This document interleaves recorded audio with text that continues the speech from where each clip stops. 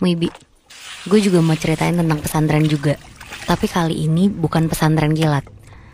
Cerita yang kali ini adalah tentang pondok pesantren. Nah, cerita gue ini gue dapetin dari Rizky, alumni dari salah satu pondok pesantren di Jawa Barat, yang waktu itu tuh lagi ngejalanin semacam tugas pengabdian sekolahnya. Oke. Di sini gue baru tahu, ternyata di beberapa pondok pesantren itu tuh punya kurikulum yang bisa dibilang beda dari sekolah umumnya. Salah satunya si pondok pesantren Rizky ini. Di sana itu, salah satu tugas akhirnya mereka tuh kayak pengabdian ke pondok pesantren lain. Jadi kayak magang gitu. Nah, program pengabdian ini wajib buat semua murid kelas 12. Dan pemilihan pondok pesantren yang dituju ini juga sebenarnya bebas di mana aja. Tapi semuanya tuh disesuaiin sama nilai rapat masing-masing. Jadi kalau nilainya bagus, bisa dapat pondok pesantren yang bagus. Dan kalau nilainya jelek, kebuang ke pondok-pondok daerah atau pinggiran. Nah, sialnya si Rizky tuh nilainya emang termasuk jelek itu. Jadi dia udah gak mikir muluk-muluk lah untuk ke pondok pesantren yang bagus atau favorit gitu. Nah, karena lumayan susah nyari, akhirnya Rizky ini dapat pesantren dari salah satu uaknya di kampung. Dan kebetulan pas ada hari libur, Rizky baliklah ke rumahnya. Terus dikasih tahu sama uaknya ini kalau ada pondok pesantren baru. Di situ dia butuh tenaga pengajar. Dan katanya sekolahnya tuh gak begitu gede, muridnya juga gak begitu banyak, tapi daerahnya tuh di desa terpencil di sekitaran Cianjur. Rizky di situ langsung nerima tuh. Pokoknya cuma butuh beberapa hari buat si Rizky ini berangkat ke Cianjur ini. Udah tuh, di situ Rizky emang sengaja gak bawa barang banyak, soalnya rencananya emang cuma 1-2 minggu aja di sana. Dan setibanya di lokasi pondok pesantren itu, lokasinya tuh beneran di ujung desa yang berbatasan langsung sama tebing.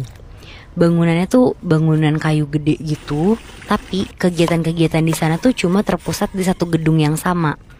Dan biar kalian kebayang, bangunannya tuh kayak sekolah yang ada di Laskar Pelangi gitu. Jadi kayak ya cukup seadanya lah ya. Betul. Murid-murid di sana pun tuh nggak banyak, semuanya laki-laki.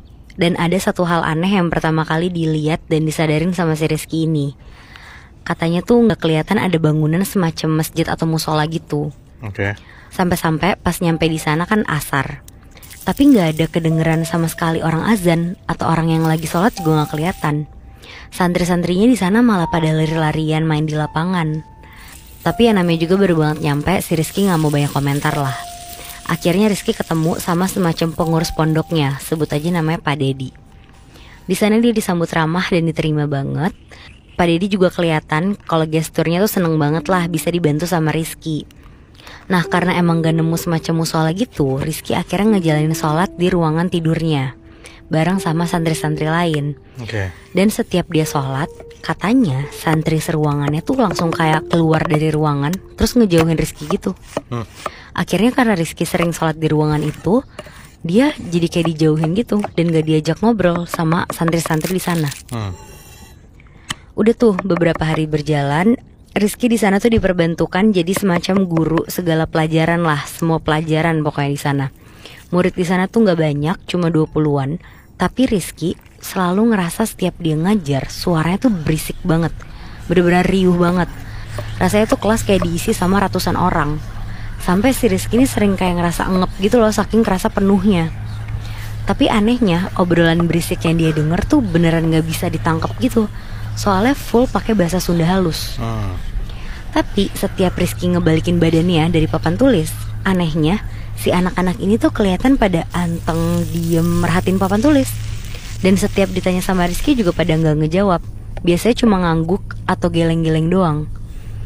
Kayak gini tuh gak cuma di hari itu aja. Dari awal datang ke sana, Rizky tuh belum pernah diajak ngobrol sama semua santri di sana.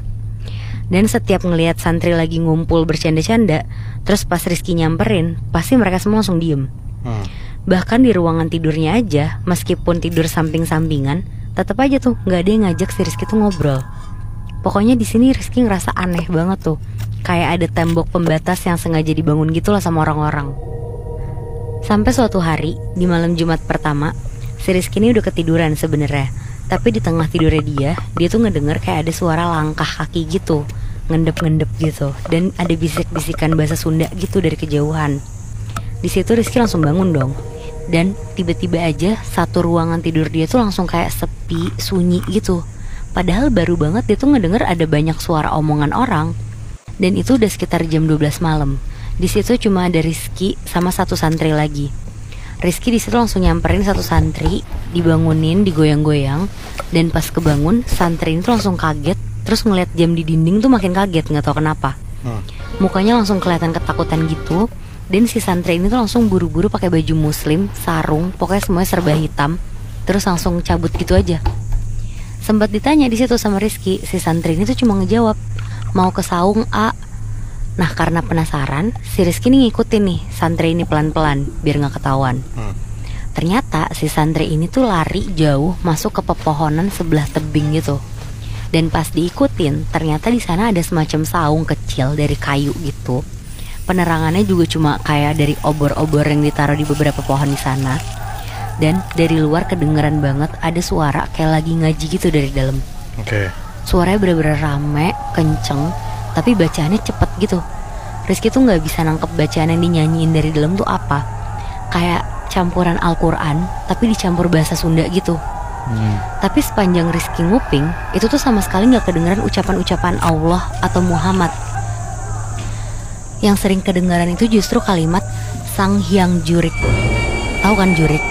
Salah satu sebutan setan dalam bahasa Sunda. Nah si santri tadi setelah kayak nyiapin diri gitu, akhirnya pelan-pelan buka pintu, masuk pelan, tapi berhenti dulu tuh buat kayak nunduk sujud gitu. Abis itu dia baru masuk terus tutup pintunya. Tapi pas banget si santri ini nutup pintu, dia ngeliat kalau si Rizky ini ternyata ngikutin dia. Si santri ini cuma kayak ngomong tanpa suara ke arah Rizky. Dia bilang, "A, pulang A." Mulai dari detik itu Rizky ini baru sadar kalau ini tuh kayak ada yang gak beres lah. Dia salah nih kayak masuk pondok pesantren. Dan sekarang dia ngerasa kalau dia harus cabut buru-buru lah dari situ. Di detik itu juga Rizky langsung lari balik ke arah pondok pesantrennya. Dia masuk ke ruangan tidurnya, langsung beberes barang-barangnya, karena dia tahu ini udah pagi banget kan, dan gak mungkin cabut di detik itu tuh. Dia takut dia kenapa-napa. Yang penting dia udah siap, jadi besok sepagi mungkin dia langsung cabut tuh. Udah, si Rizky langsung balik tiduran kayak posisi awal, pura-pura gak kejadian apa-apa, padahal sebenarnya dia udah ketakutan banget di situ. Nah, pas dia lagi merem, tiba-tiba jendela-jendela kayu sama pintu di ruangan itu tuh kayak bunyi brak brak brak, kayak ada orang yang mau masuk tapi kekunci dari dalam. Rizky udah gak tenang di situ. Dia kebangun sambil geledah tasnya dia buat nyari Al-Qur'annya, buat dia baca-baca lah. Rizky di situ inget banget kalau dia tuh udah masukin Al-Qur'annya barengan sama sarung dan sejadah. Tapi pas dia geledah, dia bener-bener gak nemu Al-Qur'annya di mana. Kayak ada yang ngumpetin sengaja gitu.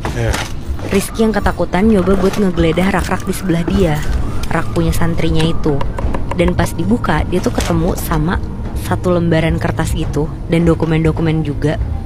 Dan anehnya, semua lembaran itu tuh kayak sobekan dari kitab gitu. Soalnya dalamnya full tulisan Arab gundul. Tapi gak ada satupun kata yang bisa dibaca sama si Rizky. Dan beberapa lembar itu ada yang nyantumin foto kayak ustadz-ustadz dari Timur Tengah. Serem parah ya? Iya. Sama ada gambar-gambar aneh kayak lukisan di gua-gua gitu. Bentuknya tuh aneh, tangan sosoknya pada bercabang, hitam legam gitu.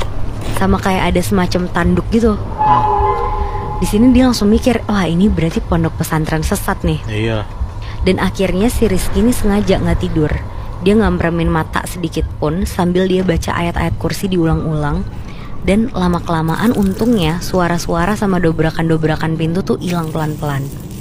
Pas Rizky ngeliat jam, pas banget udah menuju jam 5 pagi. Berarti bentar lagi terang kan, dia bisa langsung cabut. Si Rizky nekat lah cabut aja pelan-pelan dari pondok itu. Jarak pondok pesantren ini sama desa terdekat tuh bisa sekitar 30-40 menitan kalau jalan kaki. Sambil jalan, Rizky udah capek banget di situ pokoknya. Badannya udah kerasa pegel sama meriang dikit. Dan untungnya di tengah jalan tuh ada semacam gubuk pinggir sawah gitu. Kayak gubuk-gubuk buat tani istirahat gitu. Akhirnya Rizky stop dulu di situ, dia duduk sambil merem-merem dulu istirahat. Makin terang, petani-petani datang nih. Dan karena kelihatan asing, si Rizky akhirnya disamperin sama petani ini. Ditanya-tanya, kenapa kok di sini pagi-pagi? Sama Rizky diceritain lah apa yang terjadi sama dia nih.